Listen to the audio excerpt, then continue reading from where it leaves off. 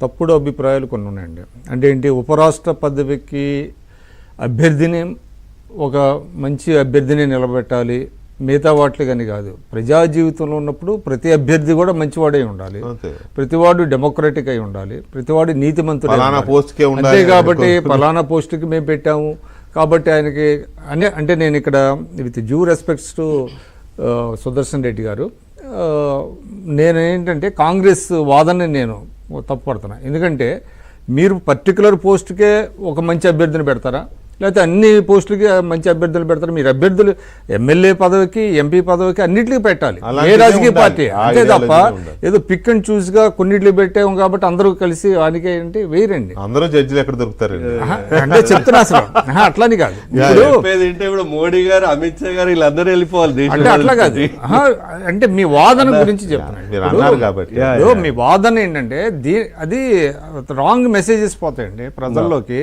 కాబట్టి ఈ అభ్యర్థి చాలా గొప్పవాడు కాబట్టి మీరు వేయండి అని అంటే అది మిగతా మరి ప్రజల్లోకి ఎట్లా చెప్తారు? ప్రజలు ఎన్నుకునేటువంటి అభ్యర్థులందరూ కూడా స్వచ్ఛమైనటువంటి బ్యాక్గ్రౌండ్ ఉండాలి. అటువంటి అభ్యర్థులు మీరు ఎంపిక చేయాలి. కాబట్టి అది ఇష్యూ కాదు. అది ఆ ఇష్యూని మీరు ఫోర్ ఫ్రంట్లోకి తీసుకొచ్చారు.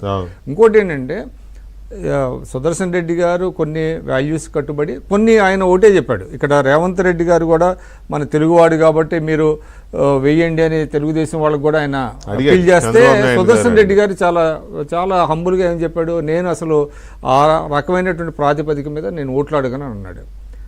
అక్కడ ఒక దాన్ని అడగను అని కూడా అన్నాడు. అది ఆ విషయంలో ఆ విషయంలో విశాలంగానే కాదు, తెలివైన పదజాలం కూడా. నేను తెలుగువాడు కాబట్టి తెలంగాణ వాడు మీరు వేయండి అంటే ఇతర రాష్ట్రాలు ఆయన చాలా తెలివిగా. కాబట్టి ఆ విషయం అది అట్లా కాదు. అది ఏంటంటే మనం బ్రాడర్ పర్స్పెక్టివ్లో చూడాలి తప్ప దాన్ని ఆ విధంగా నేరోగా చూడాల్సినటువంటి అవసరం లేదు. ఇక మీ ఇందాక ఇంట్రోలో చెప్పింది ఏంటంటే నేను కొంచెం డిఫర్ అవుతా. ఇప్పుడు ఓటు వేయకపోవటం కూడా అది కంపల్సరీగా వెయ్యాలని ఏం లేదండి. ఓటు వేయకపోవటం కూడా వాళ్ళకి స్వేచ్ఛ. ఎందుకంటే ఉదాహరణకి బీఆర్ఎస్ని ఎవరు అప్రోచ్ అవ్వాలా, ఇటు బీజేపీ వాళ్ళు అడగలేదు, వాళ్ళని ఇండి కూటమి వాళ్ళు కూడా అడగలేదు మాకు వేయండి అని. కాబట్టి వాళ్ళు అబ్స్టైన్ అవ్వడంలో తప్పేముంది? అంటే మనకు తెలిసి అప్రోచ్ అవ్వలేదు. లేదు, వాళ్ళు ఓపెన్గా చెప్పారు. ఇప్పుడు కిషన్ రెడ్డి గారు ఓపెన్గా చెప్పారు మాకు అవసరం లేదు అన్నారు. వీళ్ళు అసలు వెళ్ళలేదు.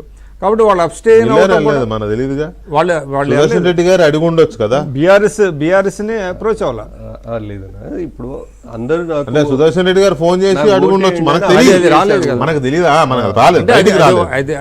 అడగకుండా ఉండడండి అభ్యర్థిగా అడిగారు. కానీ అది వాళ్ళ స్వేచ్ఛగా వదిలిపెట్టారు. అంతే కాబట్టి అది తప్పు అనడానికి కూడా మనం అది ఉండాల్సిన అవసరం లేదు. అంటే నేను ఎందుకు అన్నానండి, మీరు అన్నారు కాబట్టి నేను ఎందుకు అన్నానంటే ఐ మే బి రాంగ్. కాకపోతే ఏంటంటే ఈ ఎలక్షన్లో నోటా అనేది పెట్టలేదనేది I'm not aware of that. అన్నిట్లో పెట్టినప్పుడు డెమోక్రసీలో, ఇండియన్ డెమోక్రసీలో అక్కడ ఎందుకు పెట్టలేదు? అక్కడ కూడా పెట్టాలి కదా, పెట్టుంటే హుందాగా ఉండేది. ఒక పాయింట్. రెండవది, అసలు వేయకుండా ఉండడం కంటే వెళ్ళి నోటాగా వేసుకోవడం అనేది ఓటును గౌరవించాలి. ప్రతి పౌరుడు ఓటు హక్కును వినియోగించుకోవాలని డప్పు కొడుతున్నారు కదా సార్. ఎంపీలు వేయకపోతే ఓటుకు వాళ్ళు ఇచ్చే విలువ ఏంటి? ఓటైన వాడు ఎంపీగా వద్దు, రాజీనామా చేయాలి. కానీ ఈక్వల్ డిస్టెన్స్ గా ఉన్నప్పుడు అది వాళ్ళు వేయకపోవచ్చు. బీజేడీ వాళ్ళు కూడా వాళ్ళు వేయలేదు. వాళ్ళు ఏంటంటే ఈక్వల్ డిస్టెన్స్ మెయింటైన్ చేస్తున్నారు కాబట్టి అబ్స్టైన్ అయ్యారు. అదొక పాయింట్.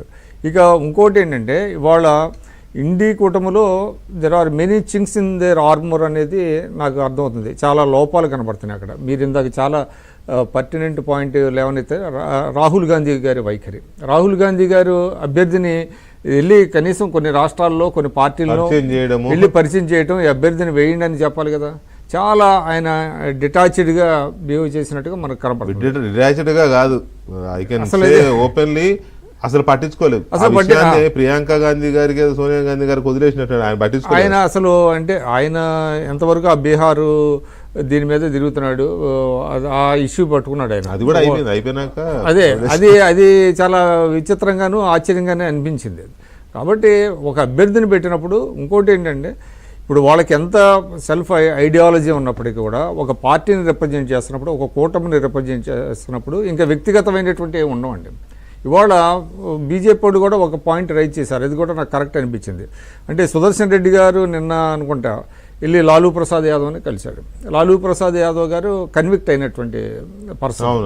సో మరి మీరు నేను చాలా డెమోక్రటిక్ అంటున్నారు కదా, ఆయన ఎందుకు కలిసి ఓట్లు అడిగారు అటువంటి ఆర్జేడీని అని కూడా పాయింట్ అవుట్ రైజ్ చేశారు. అంటే ఇక్కడ ఏంటంటే క్వశ్చన్, ఒకసారి పార్టీని రిప్రజెంట్ చేస్తున్నప్పుడు మీ ఇండివిజువాలిటీ, మీ సిద్ధాంతాలు, భావాలు వాటిని చూసి వేరు వాళ్ళు ఎవరైనా వేసేవాళ్ళు. ఆ కూటమికి సంబంధించినటువంటి వాటిని ఐడియాలజీ కట్టుబాటు ఉంటుంది. కాబట్టి దీనిని ముందుకు తీసుకెళ్ళటం అనేటువంటిది కూడా అది కరెక్ట్ కాదు. అది ఒకసారి